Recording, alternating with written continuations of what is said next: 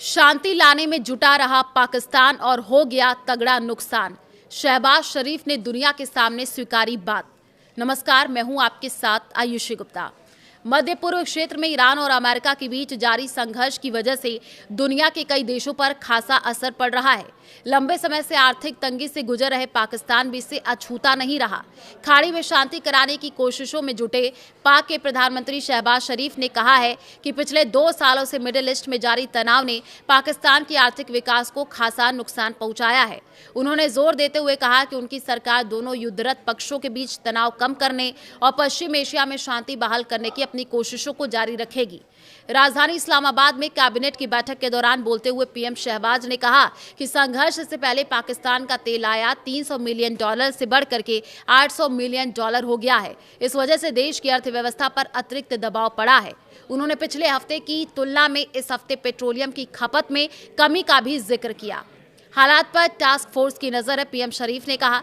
आधिकारिक बयान के अनुसार पीएम शहबाज ने कहा कि टास्क फोर्स रोजाना हालात पर नजर रख रही है। उन्होंने कहा कि चुनौतियों से निपटने के लिए सामूहिक प्रयासों की जरूरत है। कैबिनेट बैठक को अमेरिका ईरान वार्ता में हुई प्रगति और क्षेत्र में तनाव कम करने के पाकिस्तान की कोशिश के बारे में जानकारी बताते हुए शहबाज ने कहा कि इस्लामाबाद ने क्षेत्रीय स्थिरता को बढ़ावा देने के लिए ईमानदारी से प्रयास किए। उन्होंने बताया कि 11 अप्रैल को इस्लामाबाद में ईरान और अमेरिका के बीच हुई 21 घंटे तक लंबी बातचीत चली और कूटनीति के लिहाज से ये बेहतर पाया गया। पीएम शहबाज ने कहा कि पाकिस्तान ने बातचीत की सफलता के लिए ईमानदारी और तालमेल के साथ कोशिश की, जिसमें फील्ड मार्शल आसिम मुनीर, उप प्रधानमंत्री और विदेश मंत्री इशाक डार तथा कई अन्य वरिष्ठ अधिकारियों का योगदान रहा। उन्होंने बताया कि हमारी इन अथक कोशिशों की वजह से ही ईरान और अमेरिका के बीच संघर्ष विराम को आगे बढ़ाया गया और वो अभी भी कायम है। संघर्ष जल्द खत्म होने की उम्मीद। प्रधानमंत्री शरीफ ने बताया कि ईरानी विदेश मंत्री अब्बास अरागची अपने कैबिनेट के साथ पाकिस्तान आए और उन्होंने बातचीत के कई दौर भी किए, जिसमें उनके साथ 2 घंटे का एक सत्र भी शामिल था।